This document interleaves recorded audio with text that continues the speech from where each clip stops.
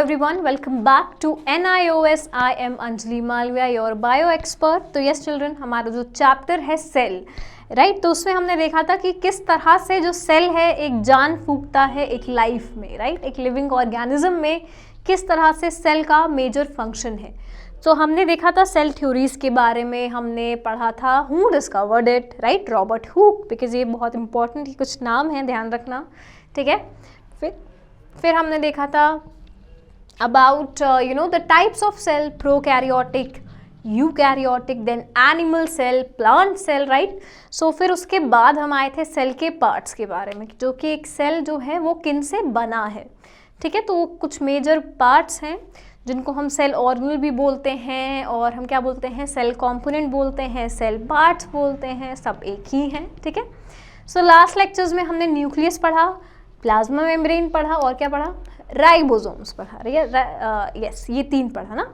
फिर आज हम उसके आगे कंटिन्यू करेंगे, हमारा जो टॉपिक है वो सेल पार्ट्स ही है, उसके आगे का पढ़ेंगे। तो आज हम पढ़ेंगे another important topic, yet very simple, ठीक है। सो आज का टॉपिक है हमारा एंडो मेम्ब्रेन सिस्टम। तो इसमें हम सारा ये सब पढ़ लेंगे, क्योंकि न्यूक्लियस हम ऑलरेडी पढ़ चुके हैं, ठीक है। तो हम गोल्जी एपैरेटस के बारे में पढ़ेंगे और एंडोप्लाज्मिक रेक्टिकुलम के बारे में पढ़ेंगे, ठीक है। आई होप इंटरेस्ट आ रहा है आपको, मज़ा आ रहा है ये सब पढ़ने में, बहुत इजी है ये, बहुत ज़्यादा कुछ नहीं है, टेक अ चिल पिल, ठीक है। मैंने भी इतना ही पढ़ा था and I scored 90% above, yes.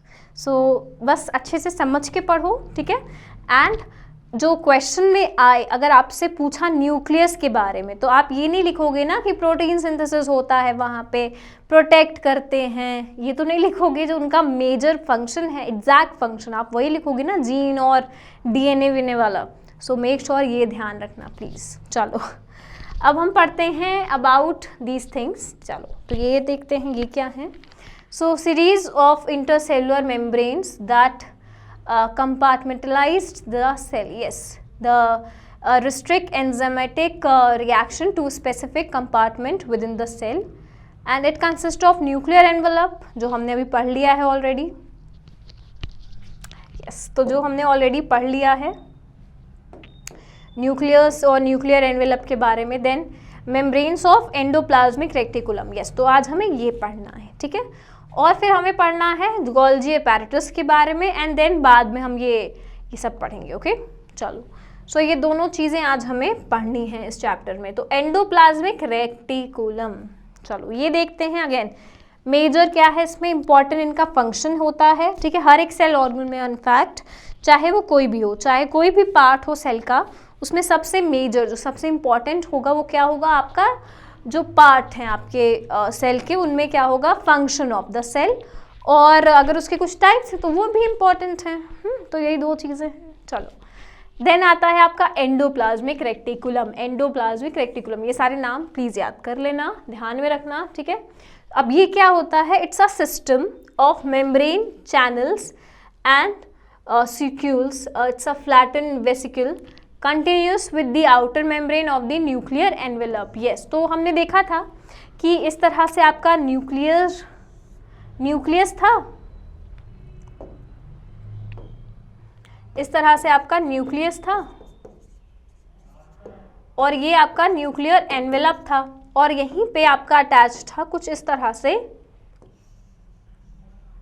Endoplasmic reticulum, है ना, राइट। और अगर इसमें राइबोसोम होगा तो इसको हम रफ वाला बोलेंगे, रफ एंडोप्लाज्मिक, अगर यहाँ पे राइबोसोम इस तरह से प्रेजेंट होगा इसीलिए इसको रफ बोलेंगे, और अगर प्रेजेंट नहीं होगा तो इसीलिए इसको स्मूथ एंडोप्लाज्मिक रेक्टिकुलम हम बोलेंगे, ठीक है।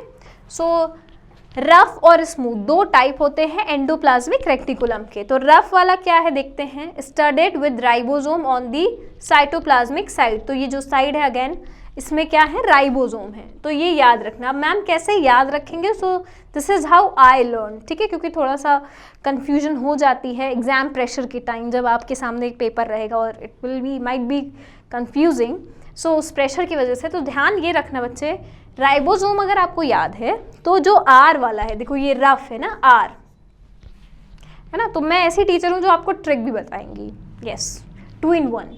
चलो तो ये जो रफ है आर है ना, तो यहाँ से ध्यान रखना जो आर वाला पोर्शन होगा उसमें होगा राइबोसोम, ठीक है, राइबोसोम्स। देखो आर आर है ना, आर वाले में आर ही रहेगा, वेराज स्मूथ वाला तो एस है तो उसमें भाई आर नहीं हो सकता है ना, तो जो आर वाला है उसी के साथ आर चलेगा, मतलब रफ वाले के साथ ही राइबोसोम चलेगा। Okay, yes, it actually works, this is how I learned and how I scored marks. Okay, it actually works, तो ध्यान रखना इस चीज़ को। चलो फिर यहाँ पे क्या होता है सिंथेसिस ऑफ प्रोटीन और modifies and processes protein. Yes, जो बाकी और चीज़ें हैं कि जैसे प्रोटीन को अगर हम शुगर में मिलाएंगे, शुगर को अगर हम प्रोटीन में ऐड करेंगे तो वो बन जाएगा ग्लाइकोप्रोटीन, तो हमें ग्लाइकोप्रोटीन मिल जाएगा। ओके, देन स्मूथ वाले की बात करें तो ये स्मूथ है, स्मूथ है मैम, तो इसमें राइबोसोम नहीं होगा, है ना। तो स्मूथ का मतलब कि देखो ये कुछ इस तरह का इसका स्ट्रक्चर रहेगा।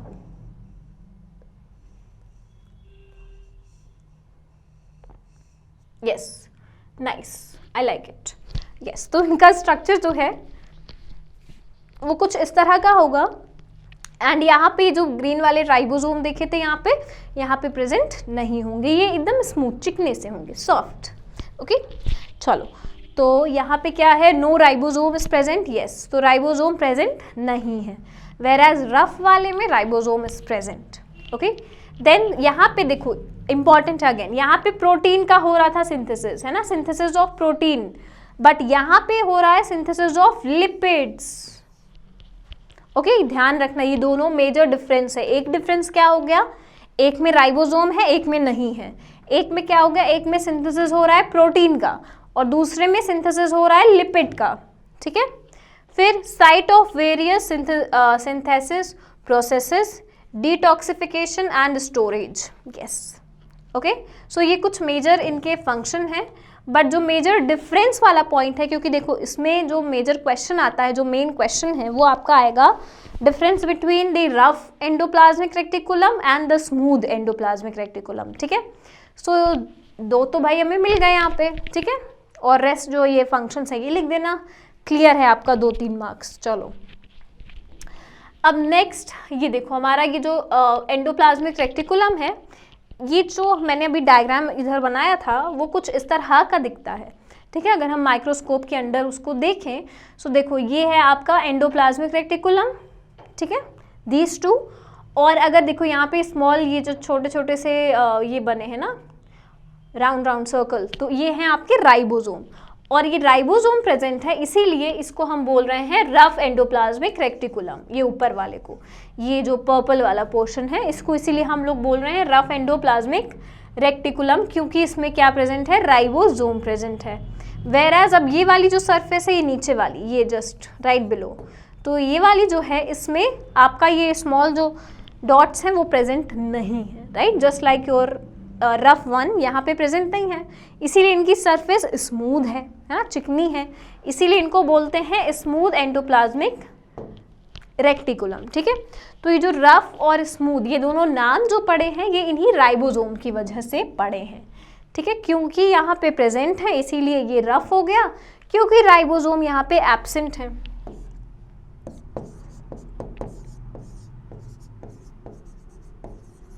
राइबोसोम्स आर एब्सेंट, ठीक है, in the smooth endoplasmic reticulum.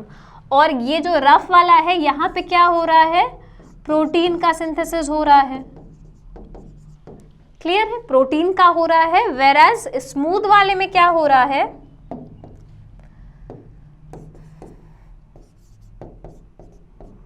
Lipids जो है उनका सिंथेसिस हो रहा है। ठीक है, क्लियर है। प्रोटीन और लिपिड्स को हम लोग एक सेपरेट उसमें पढ़ेंगे टॉपिक में, जिसमें हम पढ़ेंगे about the differences, okay, difference between these two, तो कि जो कि इम्पॉर्टेंट है। ठीक है, सो ये दो चीज़ें हैं जो कि आपको इनमें ध्यान रखना है, राइबोसोम एक में है एक में नहीं है, एक में प्रोटीन सिंथेसिस हो रहा है एक में लिपिड सिंथेसिस हो रहा है। ओके, चलो अब नेक्स्ट हमारा है गोल्जी अपैरेटस। ठीक है, गोल्जी अपैरेटस, तो ये जो गोल्जी है इसका एज सच कोई मीनिंग नहीं है कि, क्योंकि देखो सेल मेम्ब्रेन या फिर आपका जो राइबोसोम ये कुछ सिमिलर हो जाता है। ठीक है, बट ये वाले जो हैं गोल्जी अपैरेटस, तो ये गोल्जी जो थे वो एक साइंटिस्ट थे जिन्होंने इसको डिस्कवर किया था। ठीक है, क्योंकि सेल के इतने सारे पार्ट्स हैं, है ना, सेल के इतने सारे पार्ट्स हैं, तो एक सिंगल कोई पर्सन तो कर नहीं सकता, क्योंकि सेल को डिस्कवर किया रॉबर्ट हुक ने, है ना, बट उनके जो इतने सारे पार्ट्स हैं डिफरेंट डिफरेंट, तो इसको दूसरे लोगों ने डिस्कवर किया। जैसे माइटोकॉन्ड्रिया को दूसरे ने किया, देन क्लोरोप्लास्ट को दूसरे ने, क्लोरोफिल को दूसरे ने, देन दीज गोल्जी अपैरेटस को दूसरे ने, लाइक दैट वे, ठीक है। चलो, then Golgi apparatus it consist of a flattened curved saccules, ठीक है, कुछ इनका ऐसा शेप है somewhat, then resembles stack of hollow pancake. Okay, तो जो पैनकेक जैसे हॉलो बीच में छेद जैसा रहता है उसमें, तो यस ये देखो कुछ इस तरह से गोल्जी अपैरेटस आपके होते हैं, एक हॉलो सा शेप इनका रहता है। Okay, then modifies protein and lipid, देखो इसीलिए ये जो है हम इसको इसमें इंक्लूड कर रहे हैं, एंडोप्लाज्मिक के तुरंत बाद पढ़ रहे हैं, राइट। राइबोसोम पढ़ा, फिर एंडोप्लाज्मिक पढ़ा, और अब गोल्जी पढ़ रहे हैं, क्योंकि इनका काम क्या है कि जो गोल्जी जो आपका एंडोप्लाज्मिक रेक्टिकुलम है, चाहे वो स्मूथ हो चाहे वो रफ हो, राइट, प्रोटीन चाहे सिंथेसिस करे चाहे लिपिड सिंथेसिस करे, तो इनका काम आगे वाला है, ठीक है। इनका काम है they actually modifies these two things, ठीक है। They receive the vesicles from the endoplasmic reticulum from the cis. अब देखो इनका दो फेज है, सिस और ट्रांस, ठीक है। कैसा उनका यस उनका जो डायरेक्शन है, देखो ये वाला, जैसे ये आपका ये है ट्रांस फेज, जो ये वाला पोर्शन है इसको हम ट्रांस फेज बोलते हैं। ओके, वेराज ये वाला जो पोर्शन है इसको हम लोग सिस फेज बोलते हैं, आगे पीछे वाला जो फेज है, इसीलिए सिस और ट्रांस, ठीक है। तो जो आपका ट्रांस वाला फेज है, जो इनर वाला है, अंदर का पोर्शन, ठीक है, अंदर का पोर्शन जो है गोल्जी अपैरेटस का, वो रिसीव करता है these two from the endoplasmic reticulum, क्योंकि वहीं पे सिंथेसिस हो रहा है प्रोटीन और लिपिड का, ठीक है, तो वो रिसीव करता है इनर वाला। Then it packs them in the vesicle, अब उनका काम होता है उनको पैक करने का, है ना, क्योंकि ऐसे कहीं खुला तो छोड़ नहीं सकते भाई, खुला छोड़ेंगे तो डेंजरस हो जाएगा ना, इसको पैक करके रखेंगे तो ईजी रहेगा, तो फिर ये पैक होता है। फिर क्या होता है, इट प्रिपेयर्स फॉर शिपमेंट। अब जैसे देखो आप कुछ ऑनलाइन मंगाते हो, ठीक है, ऑनलाइन मंगाते हो तो वो क्या होता है, आपका जो ऑर्डर है अगर आप उसको ट्रैक करोगे, है ना, क्योंकि हम सबको बहुत ज़्यादा खलबली मची रहती है कि अभी कल ही हमने ऑर्डर किया है, सो हमें आज ही चाहिए होता है वो, राइट, नेक्स्ट डे, तो हम उसको बहुत ज़्यादा ट्रैक करते रहते हैं, राइट। तो अगर हम देखेंगे तो उसमें लिखा रहता है ना कि पैकेजिंग हो रही है अभी, फिर शिप हो गया है ऑलरेडी, अब उसमें यहाँ पहुँचा वहाँ पहुँचा, लाइक दैट वे। तो इसी तरह से यहाँ पे भी हो रहा है। तो प्रोटीन और लिपिड का यहाँ पे समझ लो होना है ट्रांसपोर्ट, ठीक है। तो सबसे पहले वो पहुँचेंगे इनके पास, अब ये उसको पैक करेंगे, तो जब वो पैक हो जाएंगे अच्छे से, तो वो उसको आगे के लिए क्या करेंगे, शिप करेंगे, आगे बढ़ाएंगे। So they prepares for the shipment and packages them in the vesicle from the trans. अब जो आउटर वाला फेस है उसका, गोल्जी अपैरेटस का, उसको हम लोग ट्रांस फेस बोलते हैं, ठीक है। देखो इनर वाले से वो एंटर किए, ये दोनों इनर वाले से एंटर किए, प्रोटीन और लिपिड, ठीक है, इनर वाले से एंटर किए तो ये इनर में पहुंचे। अब यहाँ पे जो पैकेजिंग वाला सिस्टम है वो होगा, और जब ये पैक हो जाएंगे, फिर ये अब इनका काम क्या होगा, एक्सपोर्ट होंगे दूसरे सेल में, है ना, एक्सपोर्ट होंगे सेल से आउटर वाले में। तो इनर वाले को हम बोल रहे हैं सिस, आउटर वाले को बोल रहे हैं हम ट्रांस। तो इसीलिए हम लोग ये दो फेज हैं, ये दो फेसेस हैं, इनर वाला अंदरूनी जो है अंदर की तरफ, और जो बाहर की तरफ आउटसाइड। ओके, फिर prepares for shipment and packages them in the vesicles from the trans, वही जो outer phase। ओके, अभी कहाँ पे जो इसका ट्रांसपोर्टेशन है ये कहाँ पे होना है, या तो विद इन द सेल, या तो सेल के अंदर ही, क्योंकि प्रोटीन और लिपिड की सबको ज़रूरत है ना, तो या तो अंदर या तो, क्योंकि देखो जो हमने पढ़ा था सेल मेम्ब्रेन जो है, प्लाज्मा मेम्ब्रेन जो है, वो भी किन से बनी है, रिमेंबर 3 कंपोनेंट्स थे, 3 parts, protein, lipid, carbohydrate, right.